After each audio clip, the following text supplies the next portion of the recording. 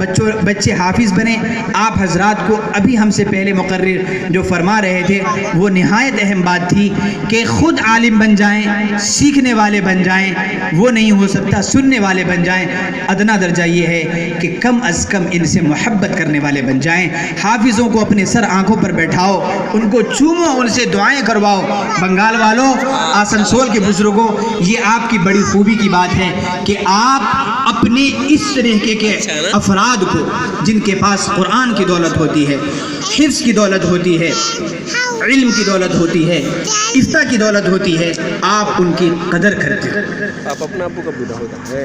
آپ اس بات پہ جتنا آگے بڑھتے جائیں گے یقین جانیں آپ کو اللہ تعالیٰ اتنا زیادہ ترقیات سے نوازے گا. آخر میں قرآن کریم کے چند حقوق بتلا کر رخصت ہوتا ہوں.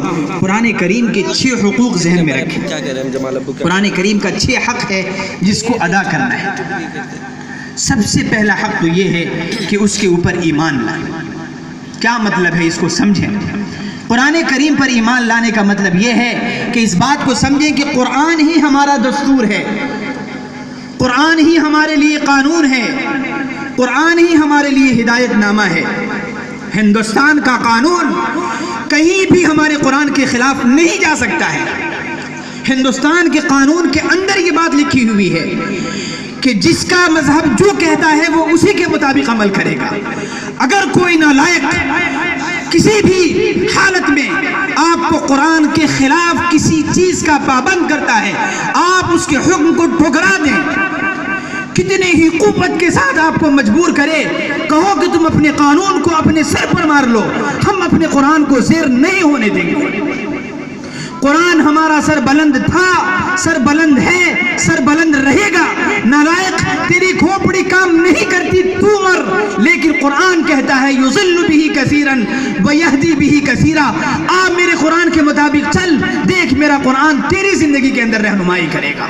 دنیا کے اندر جس مذہب کو ٹٹول لیں, کسی بھی مذہب کے اندر انسان کی جزوی معاملات کے اندر کوئی رہنمائی نہیں ہے. اللہ فرما رہا یرفع اللہ الذین آمنوا منکم والذین اوتوا العلم درجات. اے ہندوستان کے لوگوں, اے ممالک کے لوگوں, تم نے جب سے قرآن کریم کے احکامات کو ٹھکرایا ہے, تم دنیا کی جس نقشے میں ہو, تباہ ہو, برباد ہو.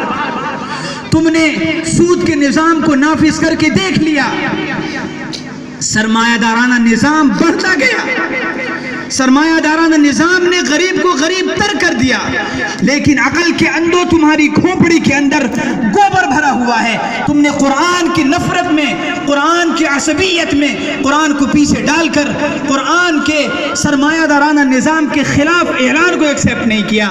نتیجے میں تم تباہ و برباد ہو رہے ہو, اور نتیجتاً تم دیکھنا کہ بتدریج تمہاری معاشی حالت بد سے بدتر ہوتی چلی جائے گی. مسلمانوں, میں آپ سے درخواست کرتا ہوں, بہت افسوس اور صدمے کی بات ہے کہ عام لوگوں کی طرح مسلمانوں کے اندر بھی یہ چیز در آئی کہ بلڈنگ کھڑی کرنے کے لیے, اپنی تجارت کو بلند و بالا کرنے کے لیے, گاڑی لینے کے لیے, اپنی شان و شوکت کو بڑھانے کے لیے خوب ٹھاٹ سے لون لیتے ہو اور پوری زندگی اس کو چگاتے چگاتے پریشان رہتے. سب سے پہلا حکم یہ ہے, سب سے پہلا ادب یہ ہے قرآن کریم کا, سب سے پہلا حق یہ ہے کہ قرآن کریم پر ایمان لایا جائے. اپنی زندگی کا دستور, اپنی زندگی کا قانون و ہدایت نامہ اسی کو مانو.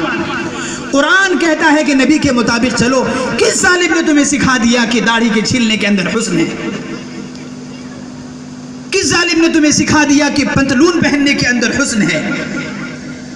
کولہے نمایاں ہوتے ہیں, اچھا لگتا ہے. جس نبی نے اپنی شباہت کو برقرار رکھنے کے لیے خون سے وضو کیا, اس نبی کے سینے کو دکھاتے اچھا لگتا ہے. قرآن ہمارا دستور ہے. قرآن سے بڑی ہدایت اور رہنمائی کوئی کتاب ہو ہی نہیں سکتی. ایسی کمپنیوں پر لات مار دو, ایسے جاب پر لات مار دو جو تمہیں ٹائی پہننے پر اور جو تمہیں داڑھی کٹانے پر مجبور کرے. دوسرا ادب ذہن میں رکھیں, دوسرا ادب, دوسرا حق قرآن کریم کا اس کی تعظیم کرنا ہے. قرآن کریم کی تعظیم اور اس کا ادب اور احترام یہ ہے اس کو بلندی کے اوپر رکھا جائے, خدا نہ خواستہ اس کی طرف پاؤں نہ ہو جائے, خدا نہ خواستہ اس کی طرف پیٹھ نہ ہو جائے. قرآن کریم کی تعظیم یہ ہے کہ لا یمسہ الا المطہرون, اس کو پاکیزہ لوگ ہی، پاک لوگ ہی چھوئیں، ناپاکی کی حالت میں اس کو نہ چھوا جائے۔ قرآن کریم کی جب تلاوت کر لو اس کو چومو، قرآن نہیں پڑھ سکتے اس کو دیکھو، حروف پر نظر پھیراؤ۔ قرآن کریم کا احترام یہ بھی ہے کہ جن کے سینے کے اندر قرآن ہے، جو اس کی تفسیر اور معانی کو جاننے والے ہیں، ان کی عزت کرو، ان کو اپنے سر پر بیٹھاؤ، ان کو اپنے گلے سے لگاؤ، ان کی کمیوں کوتاہیوں کو نظر کر کے صرف اس وجہ سے کہ اس کے سینے کے اندر قرآن ہے، اس کو اپنے سینے میں بٹھا کر رکھو۔ تیسرا حق اس کا ذہن میں رکھیں، تیسرا حق تلاوت کرنا ہے۔ قرآن کریم کی تلاوت کو عبادت سمجھو، اس بات کو سمجھو کہ قرآن کریم کے ایک حرف کے اندر نبی پاک صلی اللہ علیہ وسلم نے 10 نیکی رکھی ہے۔ افسوس صد افسوس، گانے یاد ہیں، عورتوں کو گیت یاد ہیں، لوریاں یاد ہیں، پہیلیاں یاد ہیں، بچوں کو پویم یاد ہیں، لیکن افسوس کہ قرآن کریم کی صورتیں یاد نہیں۔